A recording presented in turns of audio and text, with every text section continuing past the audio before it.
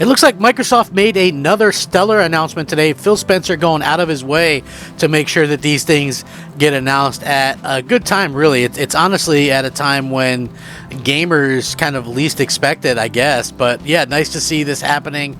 Nice to see that Microsoft is, making sure that that fans stay in the know and stay hyped up.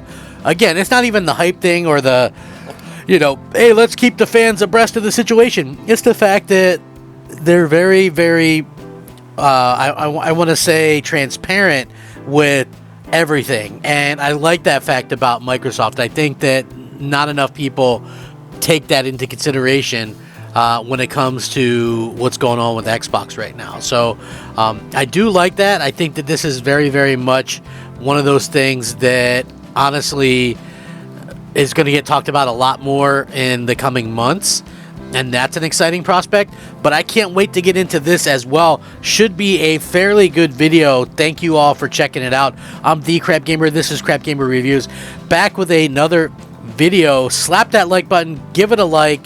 I would really appreciate that. It helps out tremendously. And like I said, I'm looking to get 100 likes on each of the videos that I'm doing.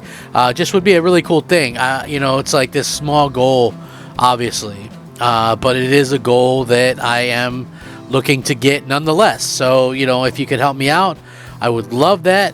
And I would be very, very grateful for that. So thank you guys. Now, listen, we are definitely coming near an end to the whole Activision Microsoft drama, right? That whole thing.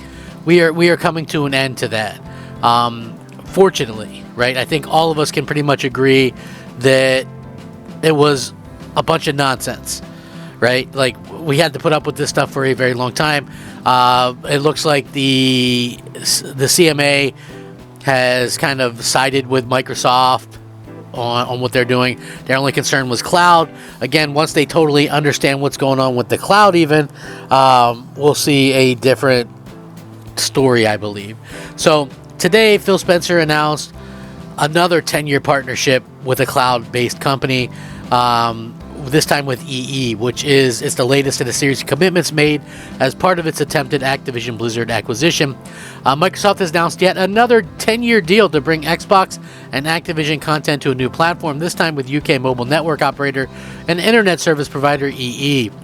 Microsoft Gaming CEO Phil Spencer announced that the company will bring for Xbox, and following the acquisition, Activision Blizzard PC games to EE customers, though exactly how this will be presented to customers is unclear. Xbox has been partnered with EE for some time as a mobile provider, and ISP has helped push further into the gaming space. Players can already add Xbox Game Pass to their mobile tariffs for a reduced cost via EE's smart benefits. Now, this offers access to Xbox Game Pass on Xbox Cloud and PC already, so it's not entirely clear what the new deal will entail, as EE doesn't offer its own game streaming platform. The EE deal follows similar deals with cloud gaming services Boosteroid, Ubitus, the firm behind Nintendo Switch's cloud offerings as well. And this is the latest in a series of deals designed by the publishing giant as an attempt to waylay fears over the proposed $69 billion merger, which is currently working its way through government bodies around the world. Microsoft has been trying to reassure regulators such as UK's Competition and Markets Authority and the US's Federal Trade Commission that it won't make Activision Blizzard games, most notably Call of Duty, exclusive to its own cloud gaming service should the deal be approved, and this is a big sticking point. So Microsoft has to keep playing the quote-unquote game while trying to get this merger to go through, which I think is a very smart thing for them to do. Clearly, you want to go ahead and go out there and make sure that, you're offering all the information, all the outlets, all the things, all the different ideas that the FTC or the CMA, these people had problems with. You want to dissuade all of that and make sure that all their problems are unfounded. And I think that's exactly what Microsoft is doing right here. And at the end of the day, very smart move by Microsoft. As Phil Spencer says, officially, Microsoft and EE are expanding our partnership with a 10-year commitment in cloud gaming to bring PC games built by Activision Blizzard following the acquisition, and Xbox to EE customers as well. We are committed to bring more games to more people, however they choose to play. The CMA's final report ruling on the Activision Blizzard deal is due later this month, by April 26th. While the body provisionally found in February that the deal could reduce competition and result in higher prices, fewer choices, or less innovation for UK gamers, it revised its decision less than a month later. Last week, Sony responded to the reversal, calling it surprising and unprecedented and irrational, and Jim Ryan said he doesn't have to take this. He's taking his ball and going home. And then basically that was kind of the end of that. Clearly, we're starting to see Sony fall apart at the threads, and obviously some of the things that are coming out, which is like, okay, we're starting to see Sony actually is help funding and helping give support to these gamers that are trying to sue Microsoft for this whole Activision deal as well.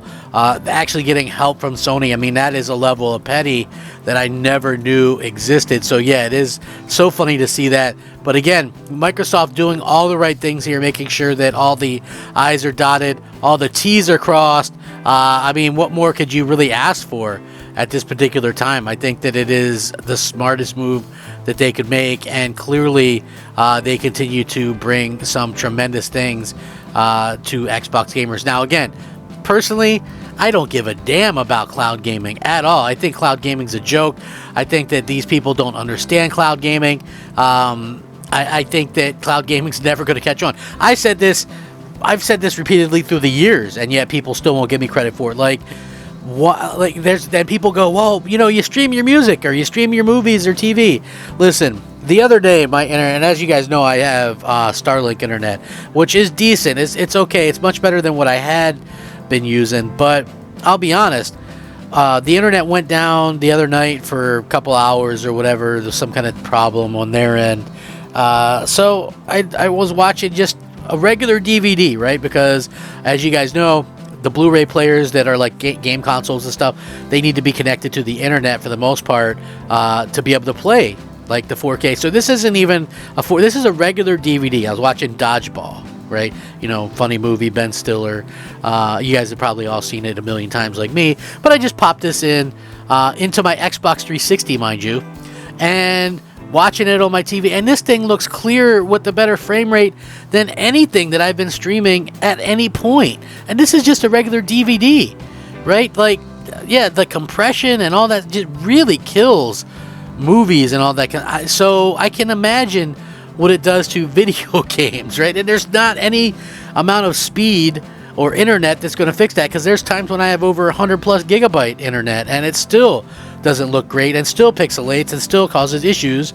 And yeah, so that's why I always say I never thought that cloud was going to be a big deal, and it's never a way that I would play games, right? And most people wouldn't, because who's going to pay, you know, for games, you know, $70, $80 or what have you, to just stream these games and play them like that? Like, it never made sense. But this means we're that much closer to seeing the end of all this. Let me know what you guys think. Rack 'em up, fact 'em up, crap gamer 'em up, crap gamer out.